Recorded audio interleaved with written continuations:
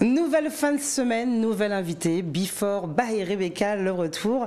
Mon nouvel invité, comment vous dire que j'ai encore une forte pression voilà, de recevoir ce grand monsieur. C'est un monsieur qui ne passe pas souvent dans les médias, qui ne répond pas souvent aux questions des animateurs ou des journalistes pour plein de raisons. Il disait hors antenne que les monuments ne parlent pas, mais je vous prouverai dans Before by Rebecca que les monuments parlent. J'ai à mes côtés un monsieur qui a fait tellement pour cette musique que j'affectionne tant, cette musique guadeloupéenne, antillaise, cette musique zouk. Beaucoup de nouveaux artistes passés dans Before by Rebecca l'ont mentionné. Bon, allez, je vous dis tout, ce n'est pas un artiste, c'est plus, on va dire, un producteur. On va se faire une première pause clip, on va remonter dans le temps et puis on va accueillir, comme il se doit, dans Before by Rebecca, mon nouvel invité.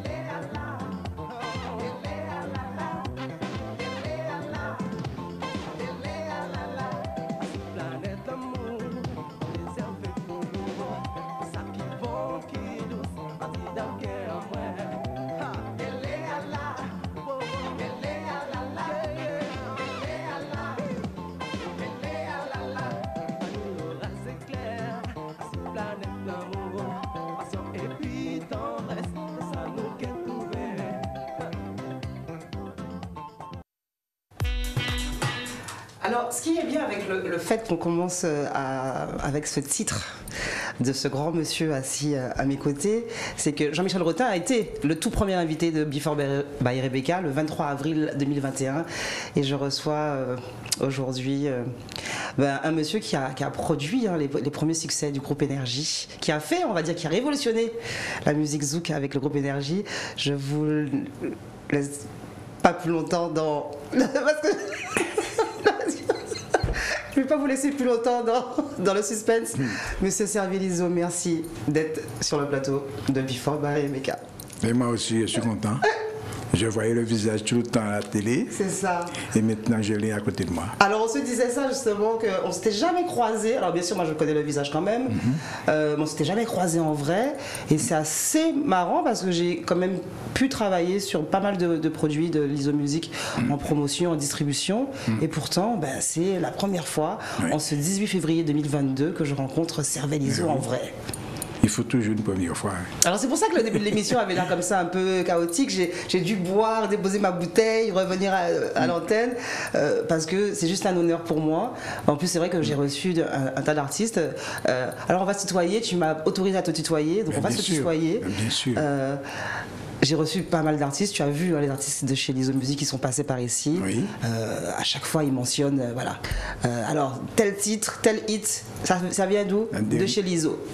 Dernier artiste que j'ai vu, c'est Frédéric Lozio. D'accord. Voilà. Oui, effectivement. Ça fait pas longtemps. Le groupe Énergie, oui. Est-ce qu'on peut déjà saluer la famille Énergie? Mais bien sûr. Christian Zora. Datil. Thierry Benoît. Et Jean-Michel Rotin, bien sûr. Voilà. Alors, ce clip, ce titre, ce groupe, Lizo Music. Oui. Comment ça se fait? Comment se fait la rencontre? Pourquoi avoir décidé de produire ce groupe qui, effectivement, je le disais, a révolutionné le zouk, il faut le dire. On est sur la fin des années 80, début des années 90. Dans ces eaux-là. Moi, je suis toute jeune, je me souviens toute jeune adolescente, et je découvre effectivement, je reviens vivre définitivement au pays, et je suis bercée par les notes de musique du groupe Énergie. Voilà.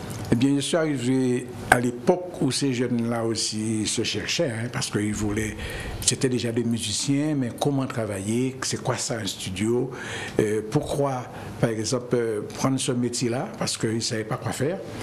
Je pense à Tania Saint-Val, elle avait 17 ans aussi, et elle se cherchait aussi, et on avait quand même un petit studio chez Pierre-Edouard Decimus, à son appartement à Pointe-à-Pitre, et c'est là qu'on faisait ces rencontres, et après il fallait trouver un producteur. Moi je suis devenu producteur sans le savoir, hein. D'accord. Et c'est comme ça qu'ils venaient me voir.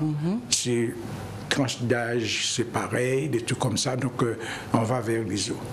Donc je dirais que c'est eux qui m'ont entraîné dans ce métier. Alors, est-ce que c'est quelque chose qui tout de suite t'a plu en fait à l'oreille? Est-ce que tu t'es dit tout de suite, ça c'est le succès assuré?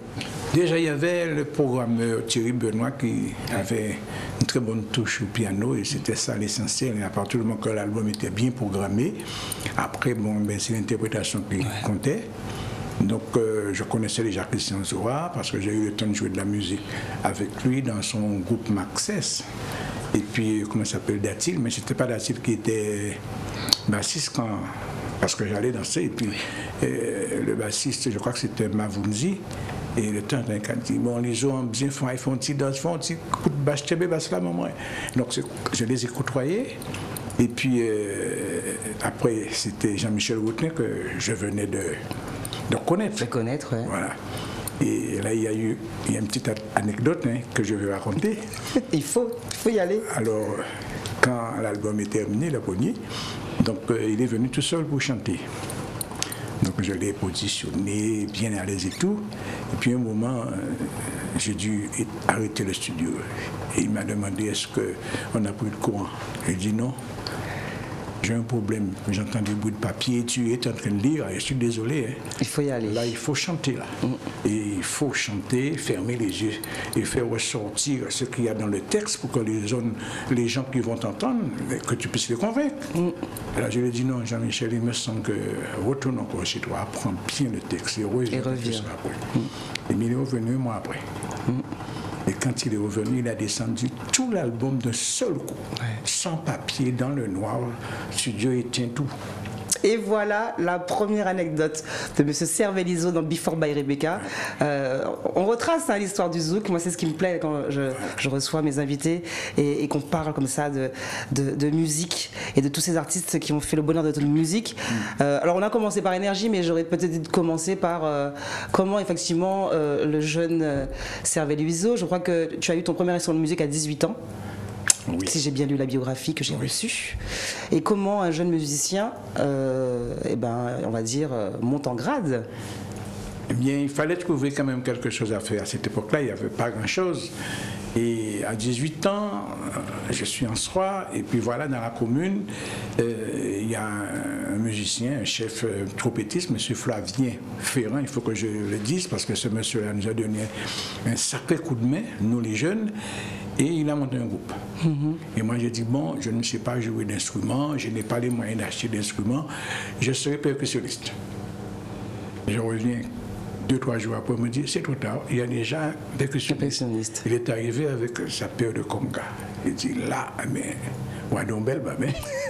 Et j'ai réfléchi, c'est ma mère qui me dit, oui, mais ton papa avait une guitare. Mais c'était une guitare sèche, sans micro, sans rien du tout. J'ai dit, oui, mais moi, il reste une place pour le bassiste, c'est tout. Et là, il m'a dit, ben, va demander ça à ton oncle. C'est ton oncle qui l'a récupéré. Je demande la vieille guitare à mon oncle. Et puis, je transforme cette guitare-là en basse. Je rajoute micro dessus, 4 cordes de basse, des trucs de ce genre. Et puis voilà que je commence à faire de la basse. À faire de la basse. Un très bel instrument d'ailleurs. Oui. C'est un de mes préférés, c'est pour ça. C'est normal. C'est ça que fait danser. C'est le groove. C'est le groove. Le batteur aussi. Hein. Ouais. Ces deux-là, ils fonctionnent ensemble. Voilà. Et c'est comme ça que je suis devenu musicien. Bon, au fil des temps, il m'a montré comment lire une grille, parce que lire la musique, c'était pas facile. Ouais. Et puis j'avais l'oreille aussi. Donc j'ai appris à l'oreille, et après j'ai commencé à lire une grille, et puis voilà. Et c'est comme ça que c'est. Pas forcément avec l'envie de faire carrière. Au début, c'est faire de la musique pour passer le temps. Pour passer le temps. Et donc c'est bien, mais même bien longtemps après. Je suis resté longtemps quand même à jouer dans le groupe, je suis passé dans d'autres groupes, mais c'est bien longtemps après que je suis devenu producteur, sans le savoir. Hein. Parce que les 2 premiers albums de Kassav, ces 2 premiers albums-là... Je crois qu'on pourra même voir les visuels à l'antenne. Voilà, c'est moi qui les ai financés. Hein. Ouais. Voilà. Les albums, Love and Cadence. Love and Cadence. Et Les Veilloka. Voilà. Beaucoup de belles choses. En tout cas, j'ai lu beaucoup de belles choses parce qu'effectivement, il m'a fallu quand même demander à Monsieur Mario Moradel quelques petites anecdotes et puis quelques lignes biographiques sur Monsieur, j'allais dire l'ISO Musique, sur Monsieur Servel ISO. Et ben justement, ça va nous permettre de faire la prochaine pause clip. Je vous rappelle que nous sommes en direct sur la page Facebook d'Éclair FM, d'Éclair TV. Nous sommes en direct aussi en radio 96, 101, 103.2 FM. Restez attentifs. Je sais qu'on va passer encore quelques minutes très passionnantes et je pense que là, ça va être un très beau souvenir pour soi. Before by Rebecca.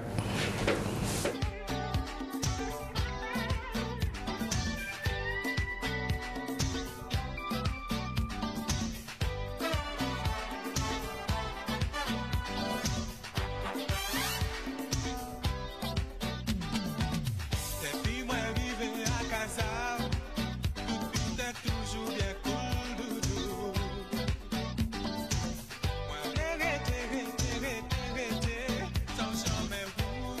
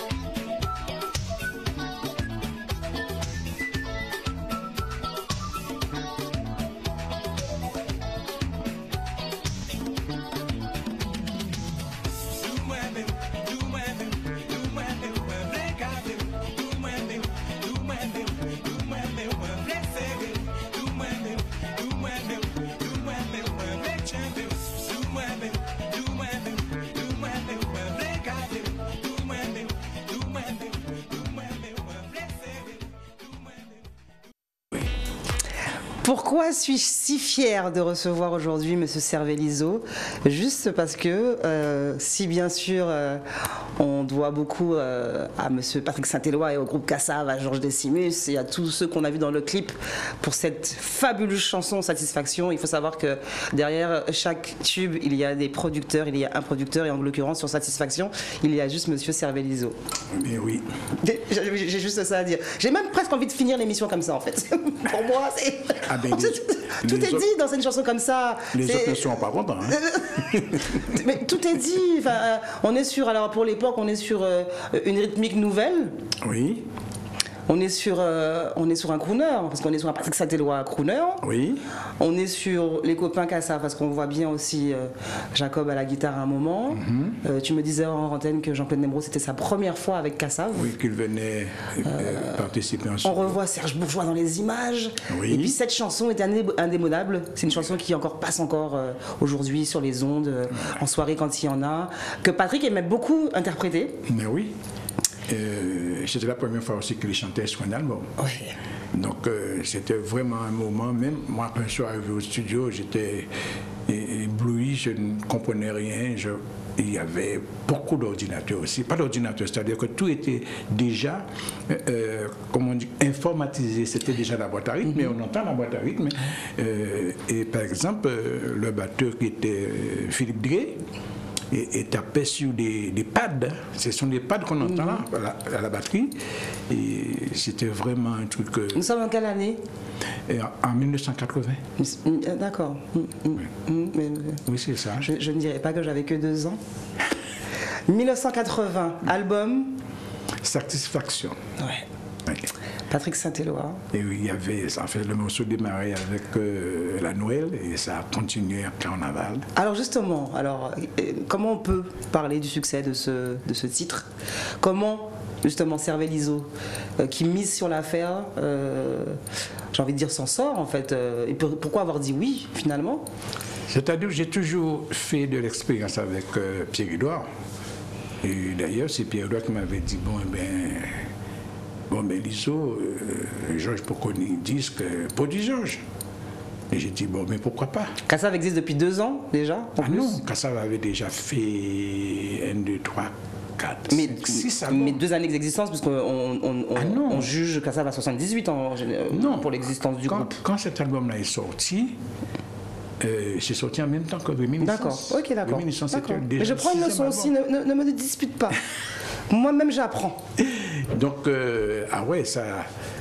oui, surtout cette année-là, il y avait beaucoup de belles choses, notamment cet album qui arrivait avec la voix de Patrick Saint-Éloi.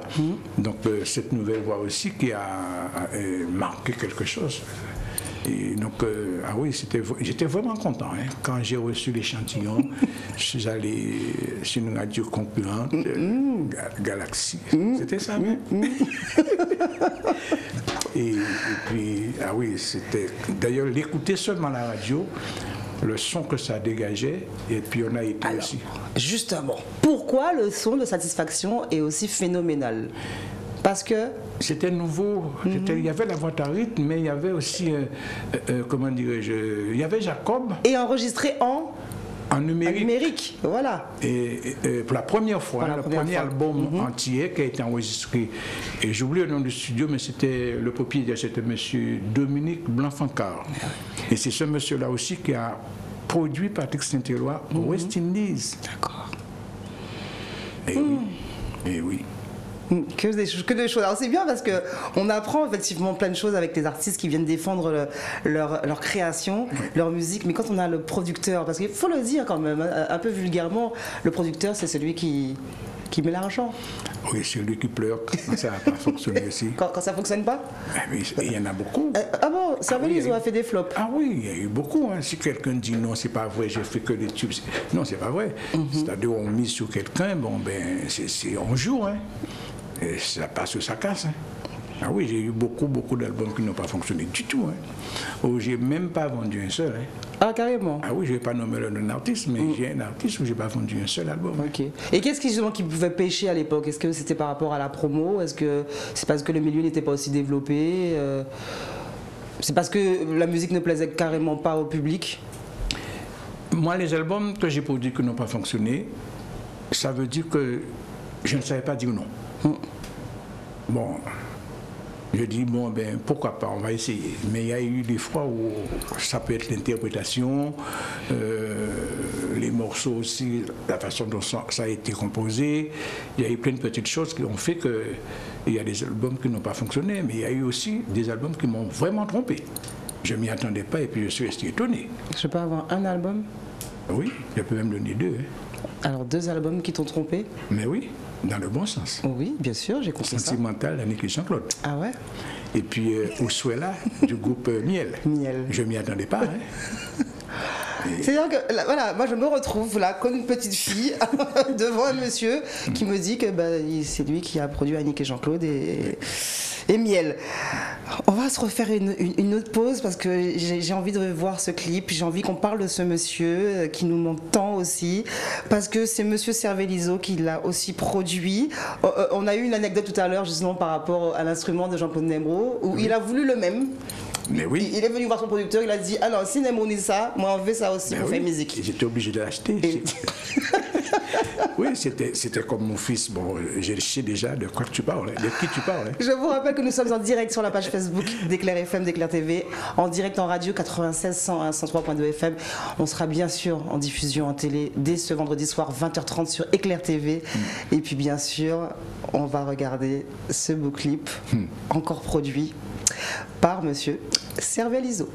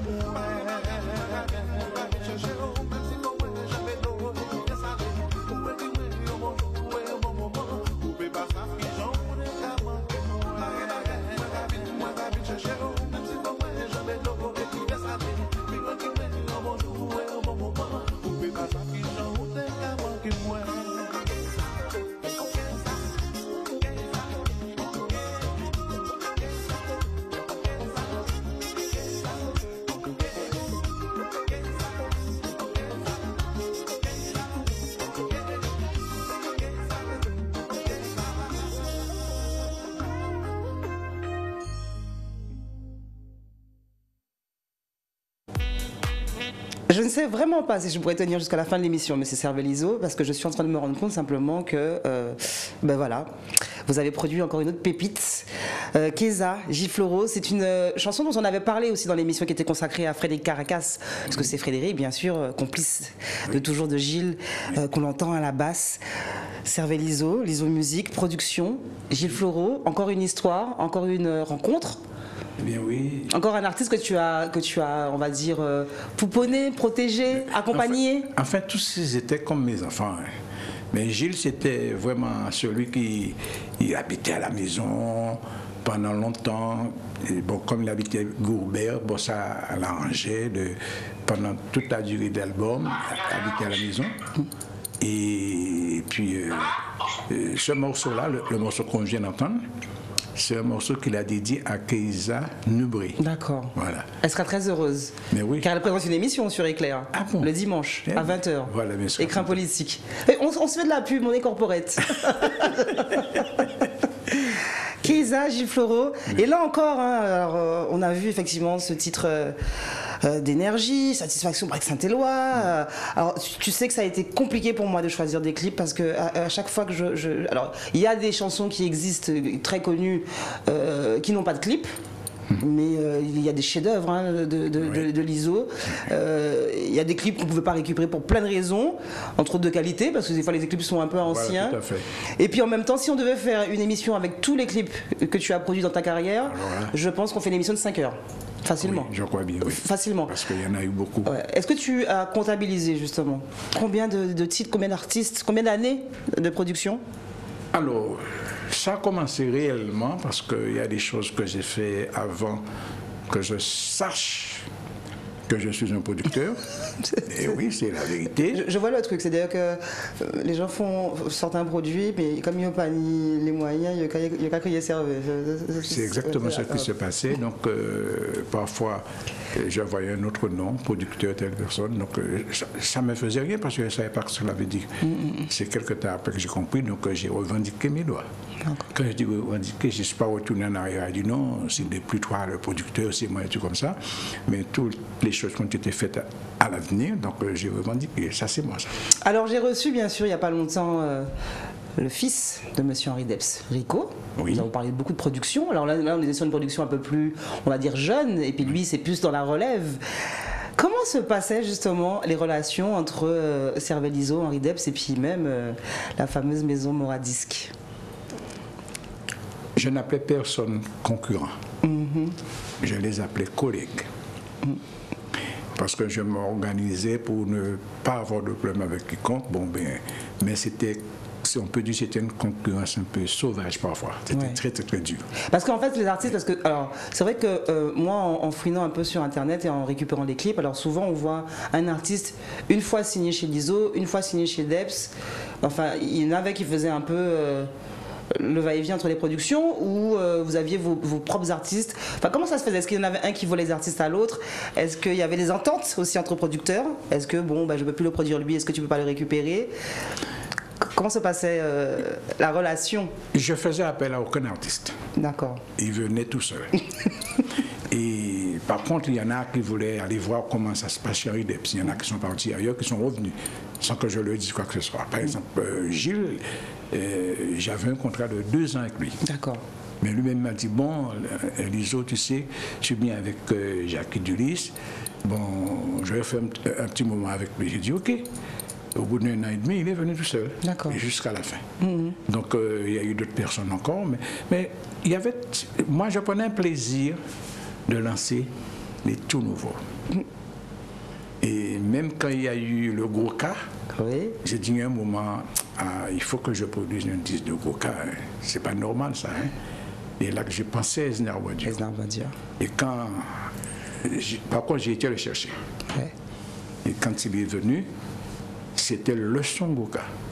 Et cet album-là, Mario peut le confirmer, a amené quelque chose et c'était le son. Et tout le monde, tous les gens qui sont venus mon studio après, il voulait ce son-là. D'ailleurs, Esnar Boisdur, Anzala, ce sont des artistes que vous me demandez beaucoup dans Before by Rebecca.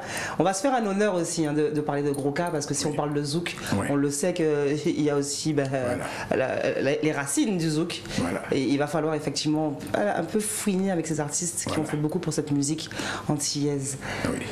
Cervellizo.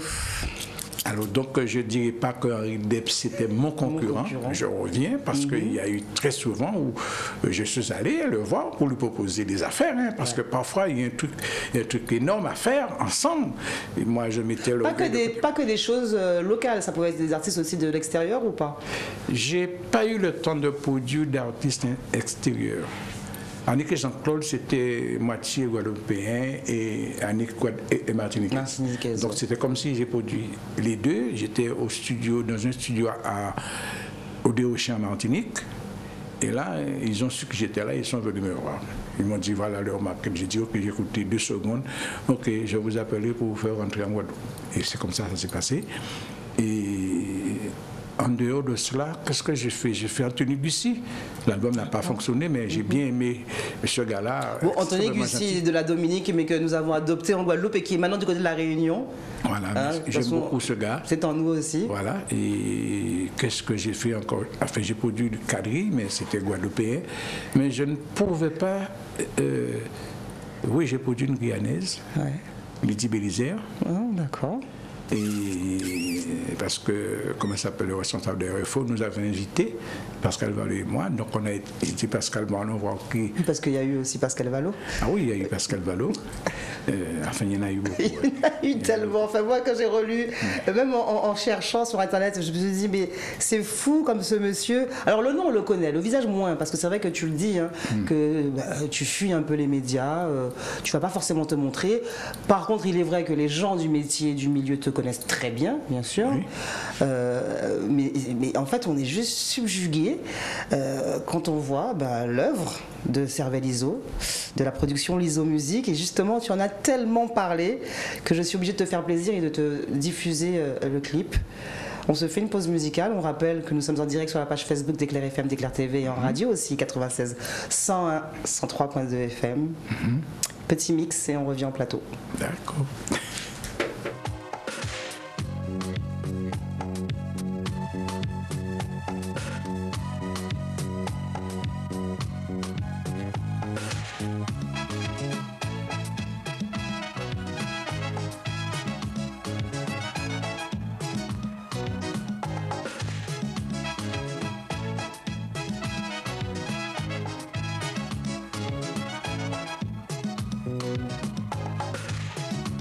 Let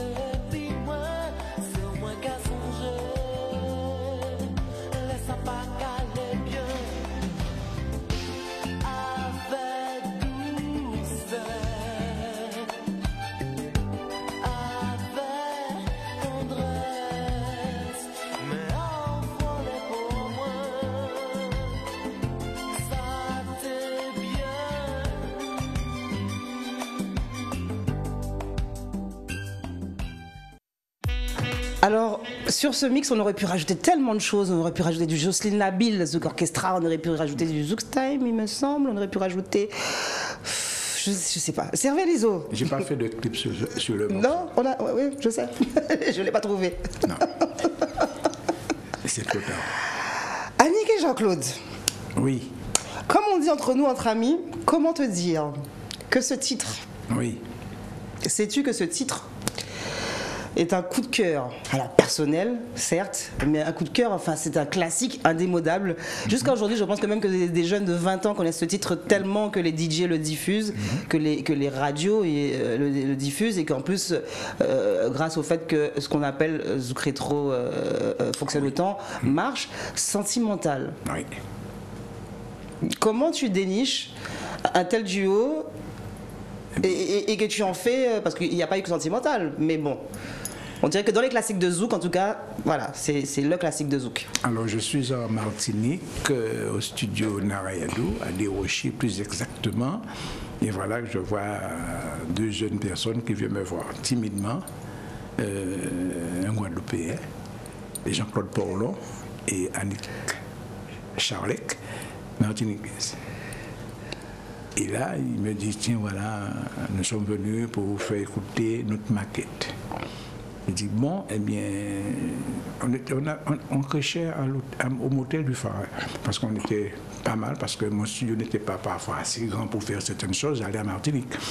Et là, j'ai écouté pendant une seconde, et dit, ok, no problème. Une seconde, parce que moi, c'est comme ça que j'ai détecté ce qu'il y avait de bon dans quelque chose. Je n'écoutais pas tous les morceaux, parce que je sais que j'avais une équipe derrière qui va régler les choses qui ne vont pas.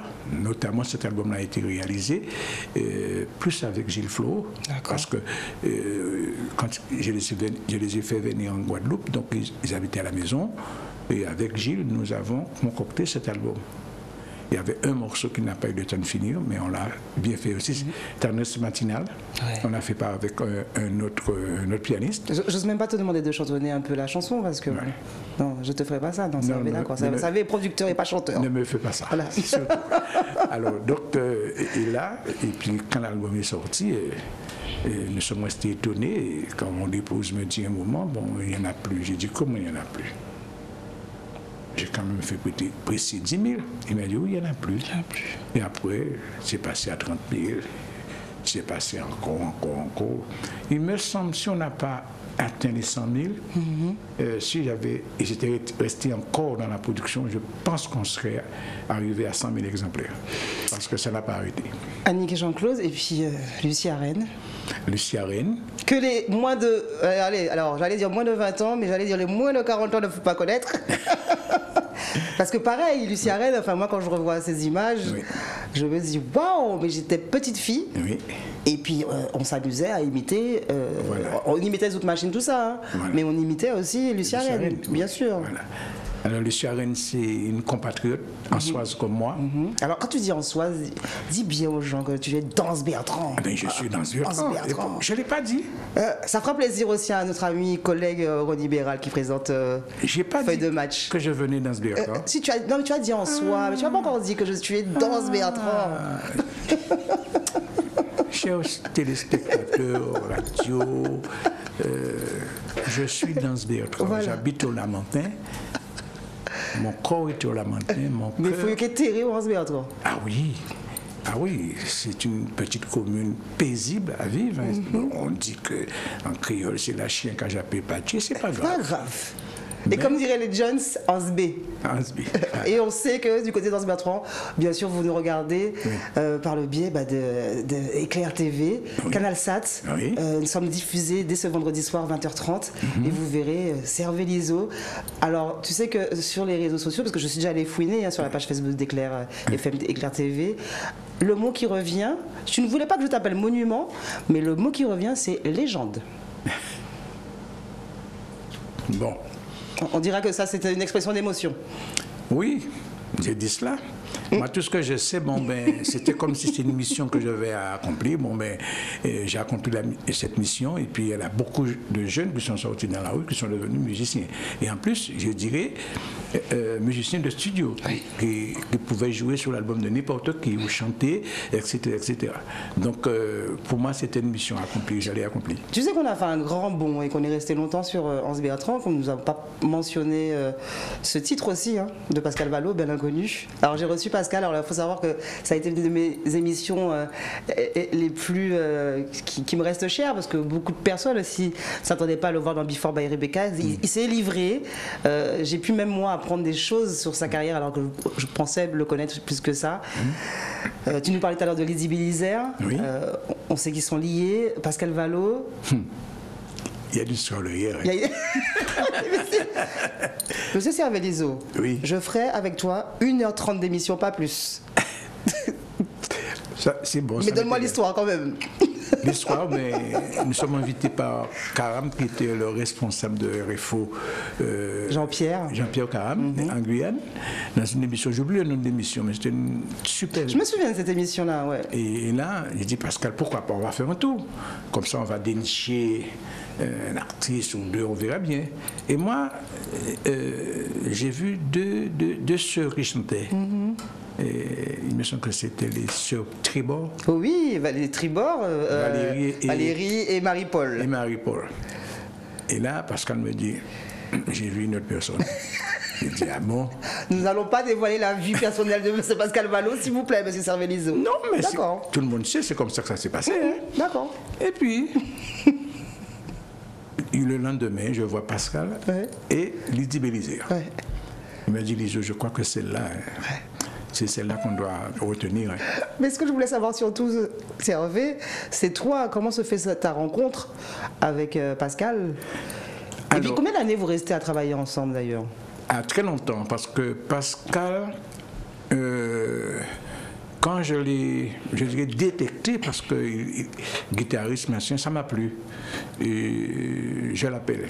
Et c'est rare que j'appelle quelqu'un pour lui demander à être produit. Et tout de suite est arrivé le Grand Méchant Zouk. Il m'a dit, bon Liso, tu me laisses faire le Grand Méchant Zouk. Et sitôt après, je viens au GD3, et c'est ce qui s'est produit. Et nous sommes restés très très très longtemps à travailler ensemble. Moi, il était même directeur artistique de la production. Voilà. Et la suite, concernant Lydie Bélizer, ça y est, c'est fini. Elle est plus retournée en Guyane. Voilà. D'ailleurs, on fait juste un salut justement à Lydie et à Pascal. Voilà. Je sais que Pascal, depuis, il est très attentif parce que ce qui se passe dans cette émission Before by Rebecca. Oui. Et puis d'ailleurs, c'est une idée. Pourquoi pas recevoir Lydie Bélizer, qui a fait beaucoup de choses à ses côtés aussi au niveau de la production musicale. Oui. Je sais plus, Hervé. Et quand je pense qu'il nous reste quelques minutes à passer ensemble, et en même temps, il manque des gens, parce qu'il faut juste savoir que on n'a pas encore mentionné Jean-Jacques Gaston, on n'a pas encore mentionné tellement de gens, on verra d'autres clips. Jacques Darbo. Oui. Même le fameux Francky. Hein. Même le fameux Francky. Qui était mon invité précédent, effectivement, une émission qui a détonné. Justement, tu parlais de Jacques Darbo. Alors moi, je le savais parce qu'il a perdu un de ses complices de longue date.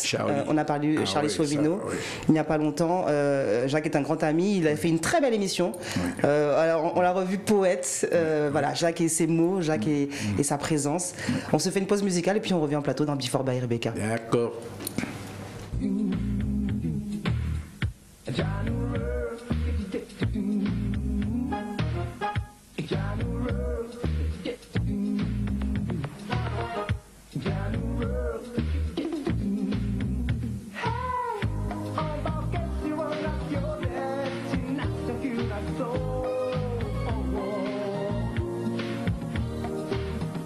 Plusieurs nuits dans les machines à lutter contre la routine.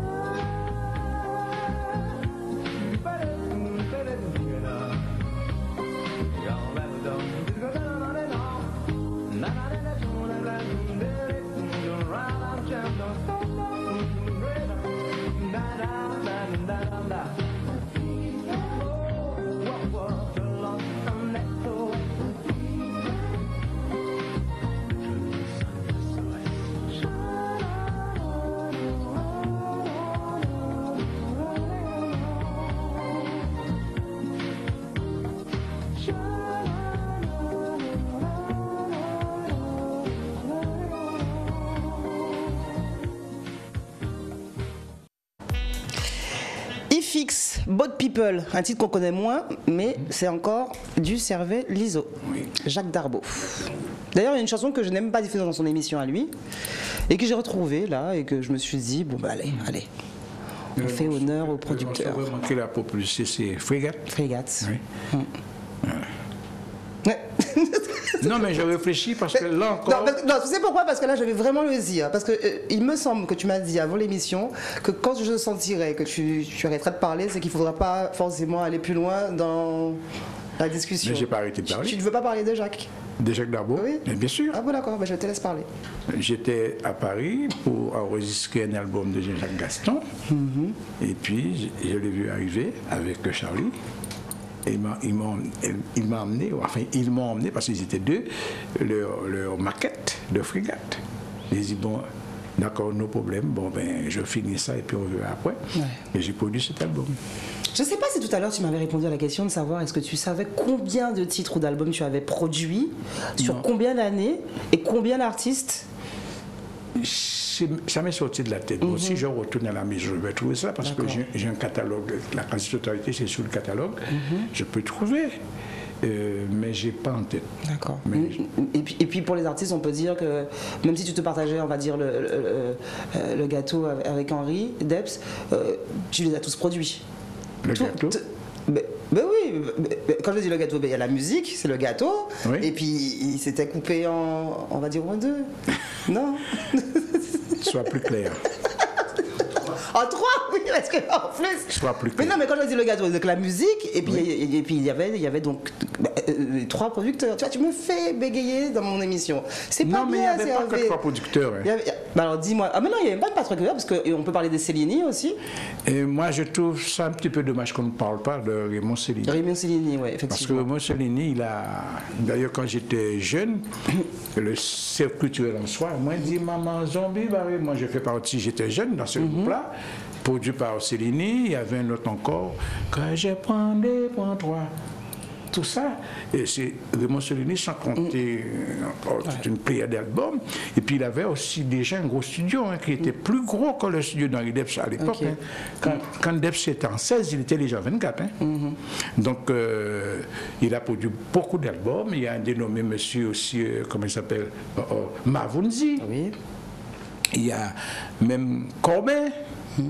Il y a eu pas mal de producteurs. Bon, ben, j'étais là au moment d'Henri Debs. Bon, ils n'ont pas fait long feu. Moa Disque est arrivé, mais même Jacques Dulis en a fait. Et donc, qui encore? Bon, il y en a eu d'autres. Hein. On peut parler de ceux qui étaient plus sur Paris, comme Harold Saint-Gamalon, par exemple? Oui, lui, il est arrivé après. Il est arrivé à un moment où je dirais que nous sommes en direct. Mais bien sûr, nous sommes en direct sur Facebook. Ah, en télé, ce sera à 20h30, mais ce ne sera pas coupé. Hein. Attention, ne dis pas de bêtises. Bon. Et monsieur, lui, c'était plus sur Paris. D'ailleurs, c'était mon petit frère, Michel Ménard, qui s'occupait des enregistrements, les mix, etc. Oui, parce que moi j'ai arrêté en 98 parce que ça descendait sérieusement, l'industrie du disque, et je suis passé à autre chose, c'est-à-dire j'ai monté une société de travaux publics. D'accord. Voilà. Justement, maintenant que tu me tends la perche, que peut-on dire de l'industrie de la musique et pourquoi aujourd'hui on ne trouve plus de grosses productions comme à l'époque, comme une grosse production comme l'ISO Music? Pourquoi en 2022 l'ISO Music n'est plus forcément en activité? Ça a changé, c'est-à-dire que je dirais que c'est l'évolution qui a créé cela, parce que je me souviens quand on faisait un échantillon sur un CD, le CD vierge coûtait 300 francs, un seul. Et il ne fallait pas rater le CD. Donc, c'est quand ils ont démocratisé ce truc-là, c'était pas cher du tout, c'était quasiment donné, avec les ordinateurs qui est arrivé, et avec le graveur dedans, et bien, les jeunes se sont donnés à cœur joie. Donc, c'est comme ça que les gens n'achetaient plus, les gens copiaient les CD. Bon, il y avait la cassette, bon, mais les gens aimaient quand même avoir autre chose en main, parce que le son du CD est quand même meilleur que le son d'une cassette. Donc, Moi, j'ai perdu de l'argent pendant au moins 2 à 3 ans avant d'arrêter. Avant d'arrêter. Quand j'ai vu. Tu arrêtes en quelle année? J'ai arrêté en 98. D'accord. Et définitivement, moi j'ai pris 1 an pour pouvoir m'en débarrasser de la majorité des choses, mais depuis 98, j'avais déjà créé notre société. Et les rapports, justement, moi j'aime bien en parler, des rapports avec les médias. Est-ce que les producteurs, enfin, le producteur que tu étais, Lizo, avait de bons rapports? Parce que des fois, nous sommes liés. Il y a des liens d'amitié qui se tissent entre les producteurs, les programmateurs, les animateurs. On sait qu'on est en plus c'est un petit pays, donc tout le monde se connaît. J'allais souvent à Baïf.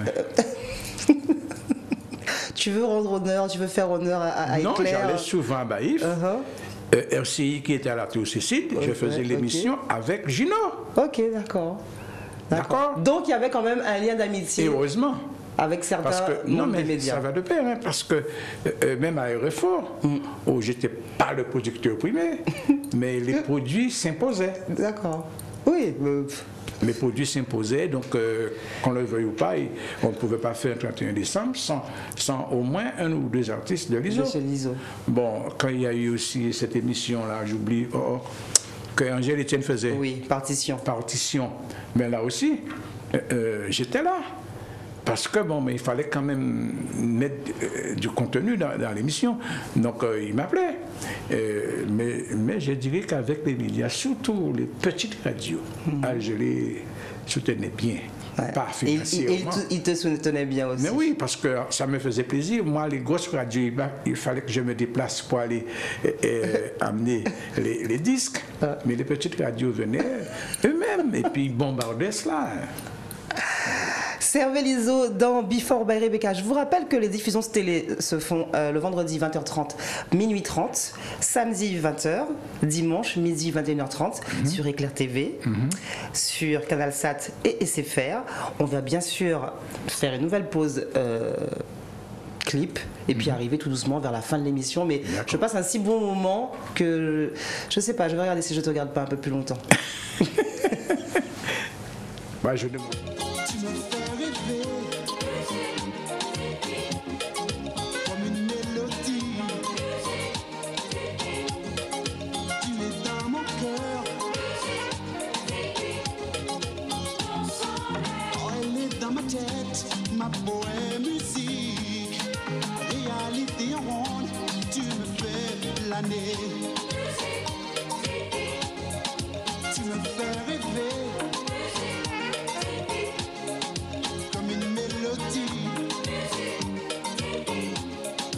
Tu es dans mon cœur,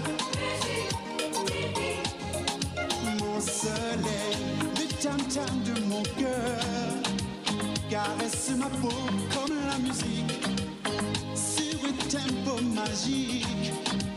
Nos corps se déhanchent dans le noir, aux mélodies, tu partages tous mes rêves. Tu rythmes mon soleil. Mélodie, mélodie, mélodie, mélodie.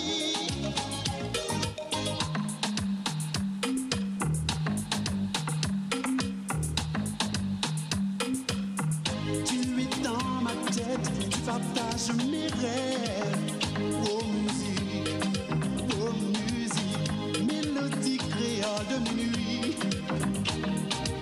Tu rythmes mon âme comme le soleil. Tu me fais rêver comme une mélodie. Tu es dans mon cœur, mon soleil.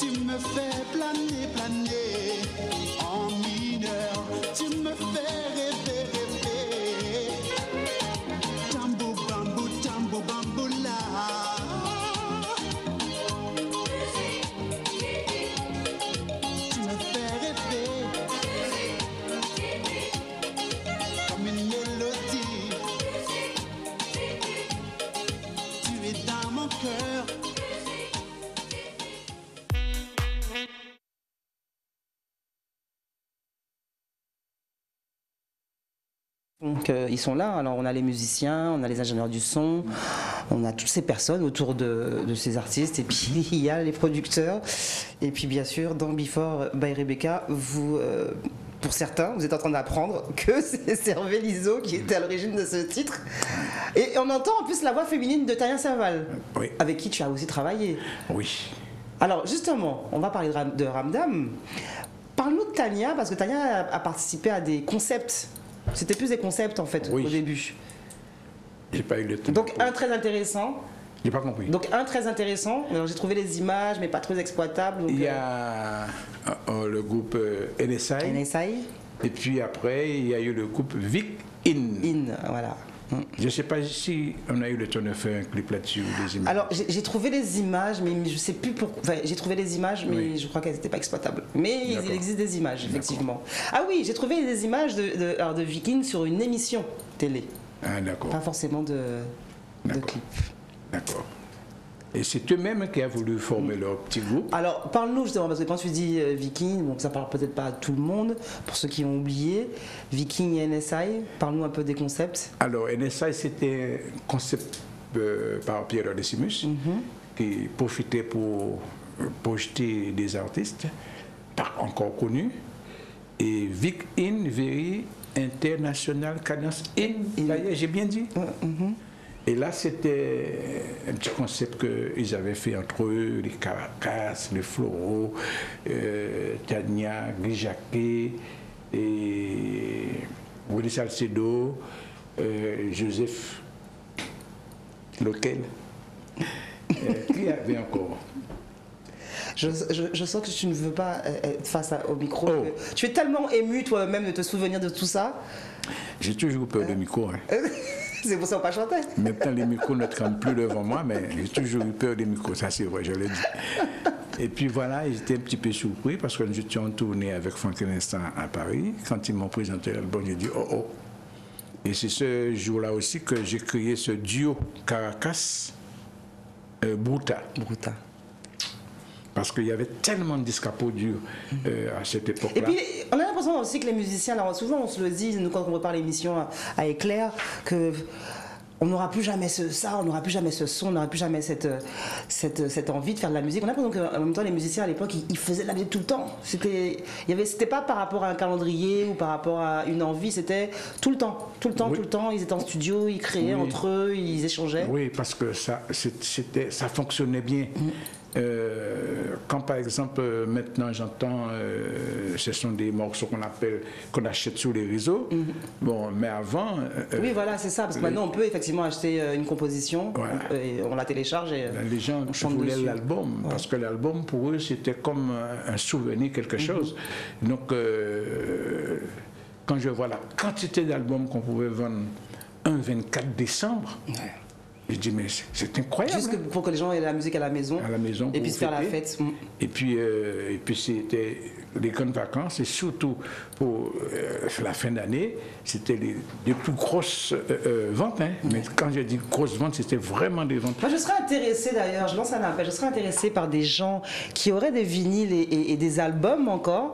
Parce que moi, effectivement, je me souviens même dans la famille, les tontons, tout ça, dès qu'ils avaient un truc, un album, alors ça a été beaucoup cassave, bien sûr, même une cassette, c'était comme un trésor en fait. Mais c'était un trésor parce que c'est fragile le vinyle. Hein. Ouais.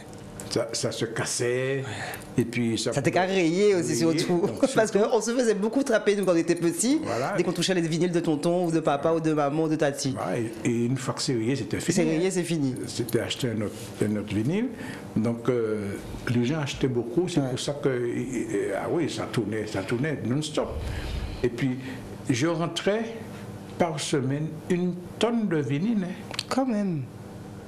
Mon Dieu, c'est passionnant. Il fallait que ça arrive vite par Chronopost. Hein. C'est passionnant, mais avant la prochaine pause clip, je veux juste que tu me donnes un petit mot justement sur Ramdam, parce que ça, ce sont des titres ou des personnages qu'on ne connaît pas forcément. Et quand on entend la musique, on se dit ah c'est ça, c'est Ramdam. Alors comment on peut parler du succès de cette chanson en fait? Ces musiciens-là fréquentaient mon studio, surtout Daniel Ramonette, qui était pendant très longtemps, qui était mon ingénieur de son. Et puis, parfois, je les faisais venir aussi pour faire une chorus, quelque chose, notamment, par exemple, Steve James. Et il venait jouer au sax parce que j'aimais bien son coup de saxo. Et puis, comment s'appelle l'autre Daniel était machin. Et puis, Loïc Loison était dans les chœurs. Donc, un jour, ils ont dit, bon, ben, on va faire un album. Et ils ont tout fait. Ils se sont occupés de tout. Voilà, donc, et ça a donné Ramdam. Ça a donné Ramdam. Cervellizo dans Before by Rebecca, un artiste que j'ai eu aussi l'honneur de recevoir. L'émission avait été un peu compliquée ce jour-là parce que c'était le jour où on apprenait tristement la disparition de Jacob Desvarieux. C'est un artiste que Cervellizo a produit. On regarde ça et puis on revient en plateau. D'accord.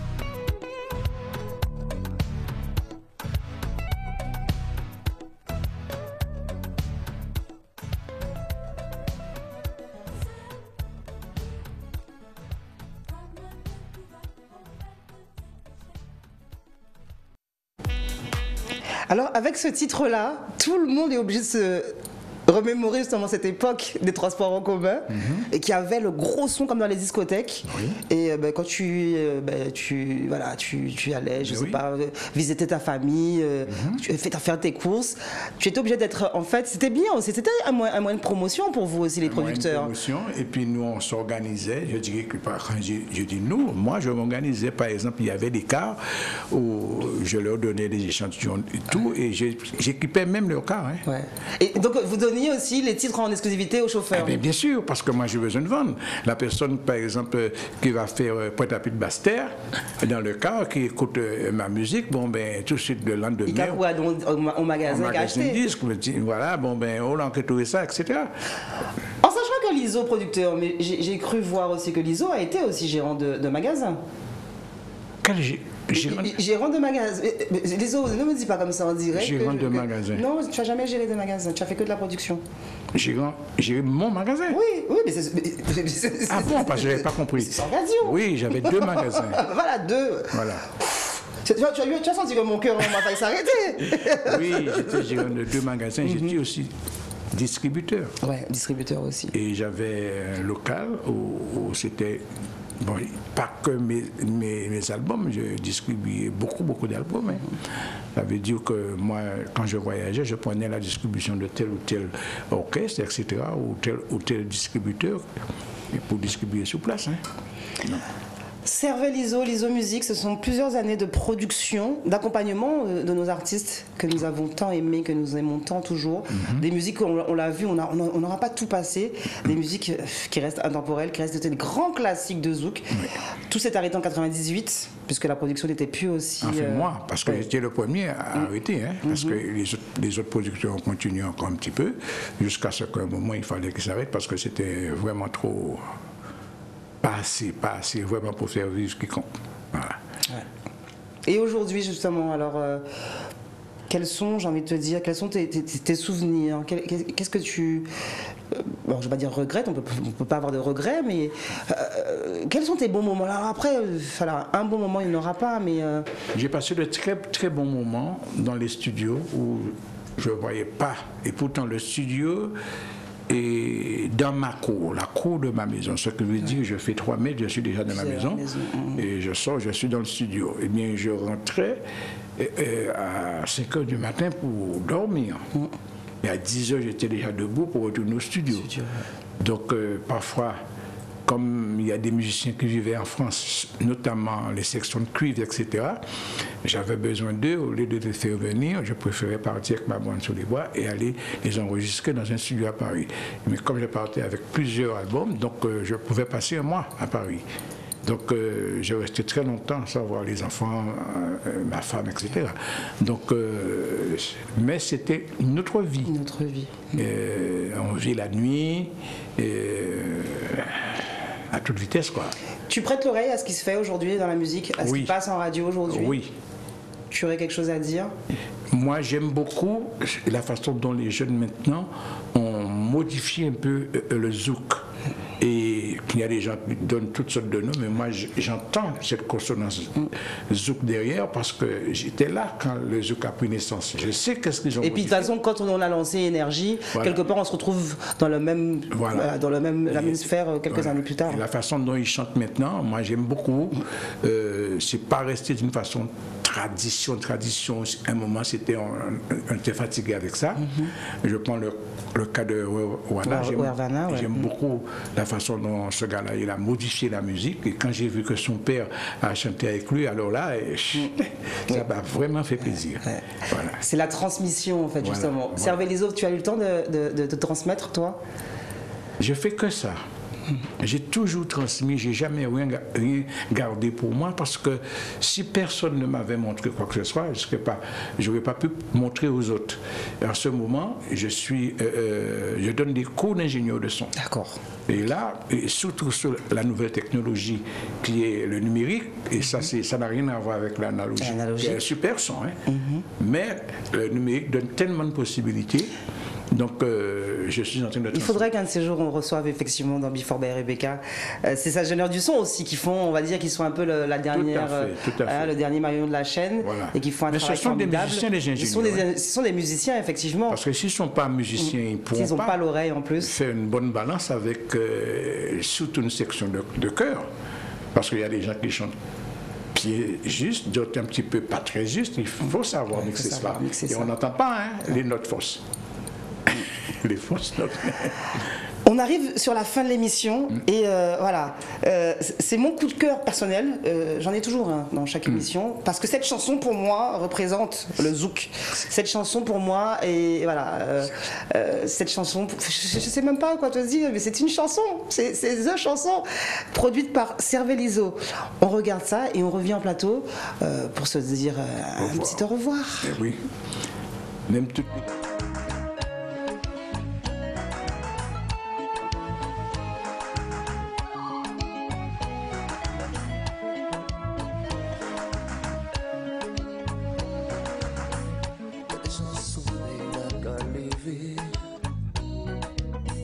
C'est que à moi aussi qui t'a plairé. Je dis ces jours pour oublier les problèmes nous vivons.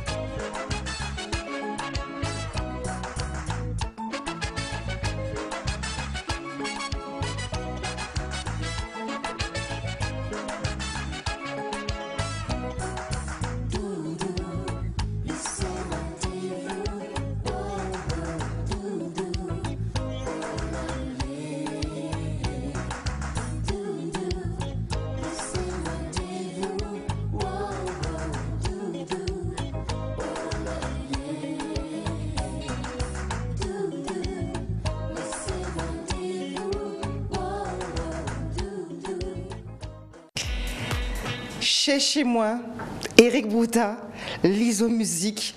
On a juste envie d'éteindre la lumière, de tout tamiser, de fermer les yeux, d'avoir un bon cavalier. Est-ce que tu sais, Hervé, je vais pas oser demander à danser sur le plateau de Before by Rebecca, ok, c'est polémique encore. Mais est-ce que tu sais que cette chanson, alors je pense que si moi ça me procure cette émotion, c'est que ça doit procurer cette émotion-là à beaucoup de gens. C'est une chanson sur laquelle je suis capable de pleurer encore aujourd'hui. Oui. Je sais pas si c'est le mais chez moi. Les gens parlaient beaucoup d'amour. À un moment, on avait marre d'entendre, et puis toujours l'amour. Mais c'était ça qui sortait dans leur bouche, de leur composition, etc. Quasiment la totalité des artistes, hein. C'est comme ça qu'ils chantaient avant. Est-ce que c'était assez marrant en plus avec les artistes? Alors on le voit avec Eric Bouta, c'est qu'il parlait d'amour. Les textes sont simples mais forts. La musique entraîne le texte. Voilà. Et puis les gars sont là, quoi. Mais oui. D'ailleurs, on voit même Frédéric Caracas à la basse qui rigole. Mais les gars chantent l'amour pour une femme avec des textes, avec un texte quand même. Mais voilà, si tu me dis ça, moi je fonds. Mais toujours dans un esprit très, voilà. Eric ne fait pas trop de chichi. Il est assis dans l'herbe, il est là, il marche. Enfin, il nie là quand même, si bon, l'herbe quand même. Mais bon. Bon, je ne sais pas. Et en tout cas, on a une grande pensée pour lui. C'est quelqu'un qui nous manque aussi énormément, qui a disparu en 2014. Je crois qu'on a fait une très belle émission.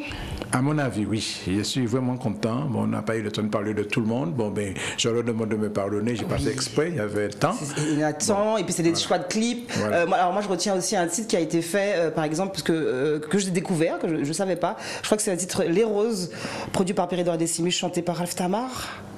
Oui. J'aime pas quand tu me fais ça, Hervé. Mais oui, parce que tu me rappelles que Ralph avait même dormi à la maison. Alors, je ne sais pas s'il faut dire oui, KWI. Oui. Tout ça. Il y a eu aussi dessus, comment il s'appelle, Saint-Éloi aussi. Oui. Puis tellement, alors enfin que je fuis ça discrètement sur mon ordinateur qui est à mes côtés, mais en fait, Cervéliso, juste, alors je sais qu'en plus tu es un grand fan de Before by Rebecca, et quand je l'ai su, j'ai été d'autant plus heureuse de te recevoir. Je sais que tu suis beaucoup. Voilà, tu as vu l'émission avec Frédéric Lozio, qui est un artiste que tu as produit, mais il n'y a pas que Frédéric Lozio que tu as produit qui est passé dans mon émission. Moi, c'est un honneur pour moi de te recevoir. Merci. Voilà, quand Mario m'a dit on reçoit Cervéliso, j'ai dit oui, tout de suite. Et puis c'est toujours bien effectivement d'avoir l'aspect différent, c'est-à-dire que l'artiste parle de son vécu, mais il faut aussi rendre hommage à tous ces hommes qui font que l'artiste existe et que la musique existe. Tout à fait. Et qui ont mis leur âme. Il faut l'équipe. Au-delà de la monnaie. Voilà.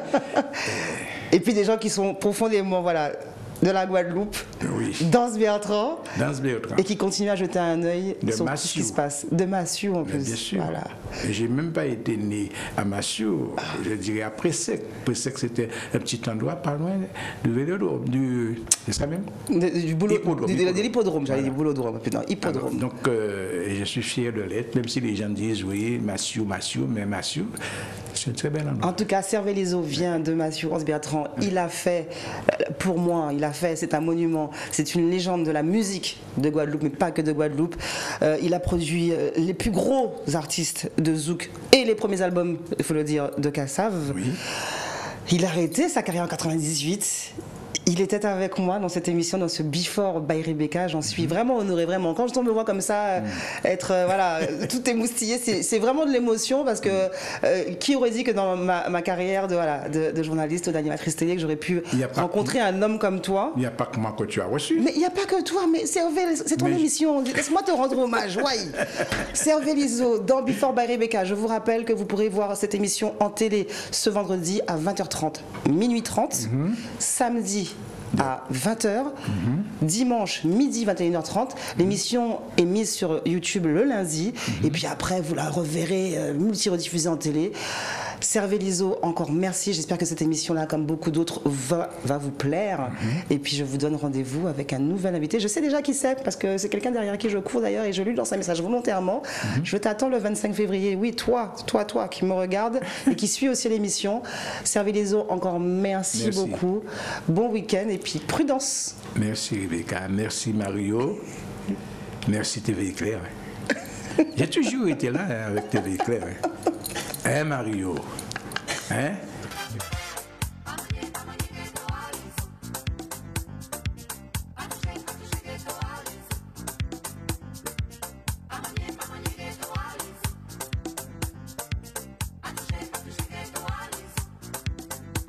un jour rivé, ou découvert, musique encore avant l'esprit. Yo fait tout ça pour yo démarrer chez ou qu'à chanter. C'est ça, comme il jaillit. Laissez-moi